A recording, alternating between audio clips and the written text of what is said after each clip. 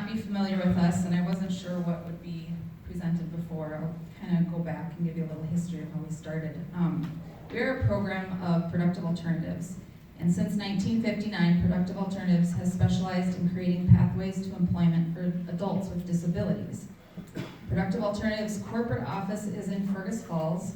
However, our footprint has been in the Perham-Dent area since probably the mid to late 70s. In late 2017, Fred Saylor, Charlie Nelson met with Productive Alternatives and brought up available housing on the northwest side of Perham and wondered if we could do something with them. At that point, Productive Alternatives didn't run housing programs, but we knew employment. And we knew that many people have barriers to employment, and one barrier to employment is stable and affordable housing. That conversation created more ideas, looking into programs throughout the state, combining housing and employment, applying for grants, multiple city meetings, and there was multiple city meetings. And finally, on October 1st, 2018, with several people already on a waiting list, we opened a short-term housing and employment program called Perham 180.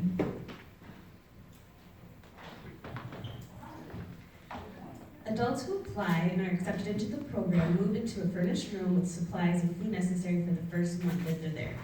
Some already arrive with a job and employment in place, but many do not. Therefore, the first month's program fees or rent are on us.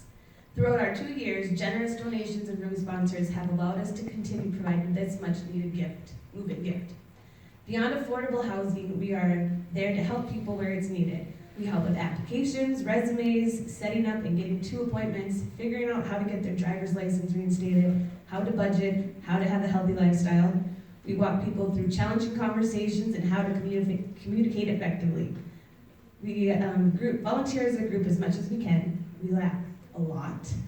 And we participate in many of the local Perham happenings. And we take our celebrations of each milestones very seriously because we are their biggest cheerleaders. In the past 2 years, we've accepted more than 43 people. The majority of those admitted have substance abuse disorders, and more than half of them have mental health diagnoses. Roughly 75% have criminal backgrounds, and 90% were homeless.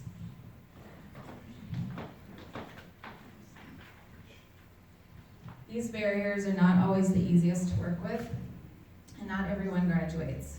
But one of my former supervisors used to tell us, you accept people where they're at, and you never know when a seed has been planted. And looking around the room tonight, we have roughly 75 or so people here. And if in the US, 1 in 13 needs substance abuse treatment, and 1 in 6 have a mental illness, then my guess is each of you know someone, if not yourself, that has been directly affected by addiction or mental illness. Any one of our people could be your people. And this is why we hope to continue to do what we do in Perham, Minnesota. We could not have graduated over 45% of the people from Perham 180 without the help and humanity of this community. So thank you for your support, donations, and jobs, and thank you for recognizing our program tonight.